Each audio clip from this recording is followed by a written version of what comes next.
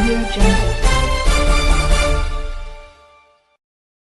কোর্টের এসআইআর মামলা, মোস্তারি বানু গ্রাম বাংলার মেয়ে, স্যালিউট জানাই।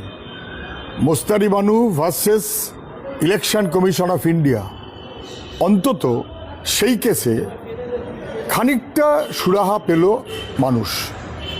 7 দিন সময় বাড়ল স্ক্রুটিনির জন্য। যারা অবজেকশন দিচ্ছিলেন যে যার খুশি মতন মানুষকে হেনস্থা করার জন্য রাজনৈতিক মনোভাব থেকে, সেটা অন্তত প্রকাশ্যে আনতে হবে।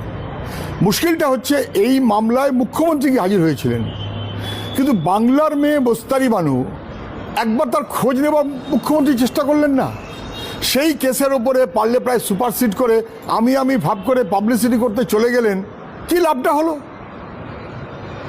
যদি গেলেনই বা এই শেষ মাথায় কেন? 2 মাস আগে কেস করেছে মোস্তারি বানু, যে কেসে সেই কেসেই মুখ্যমন্ত্রী হাজির হলেন পাবলিসিটি সবটা নেবার জন্য। এত পাবলিসিটি মঙ্গারিংটা ভালো না। মাননীয় মুখ্যমন্ত্রী শেষমেশ কি দাঁড়ালো? এটা তো পরিষ্কার হয়ে গেল যে কোর্টে আজকে থাপ্পড় খাবার পর 8,500 গ্রুপ বি অফিসার আপনি দেবেন ঠিক করলেন। কেন সময় মতো দেননি? সময় মতন দিলে মানুষের অত হেনস্থা হতো না।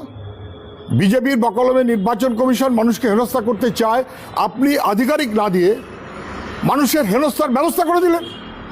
দিতে পারতেন, যদি না পারতেন তাহলে এখন দিলেন কি করে? এবং তাও যখন দিলেন শেষ দিনে 7 তারিখ, তাও সংখ্যা দিলেন।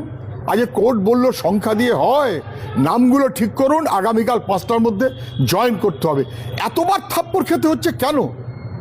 কার্যত স্পষ্ট হয়ে যাচ্ছে, বরং যেন এত যা 12টা বেজেছে, দিল্লির জন্য যা হেনস্থা মানুষ হয়েছে, রাজ্যের সরকারের সময় মতন ভূমিকা না নেওয়া, এক্সিকিউটিভ হেড তার মতন দায়িত্ব পালন না করা, মানুষের এই হেনস্থা, তার দায় দিল্লিরও যেমন রাজ্যেরও তেমন।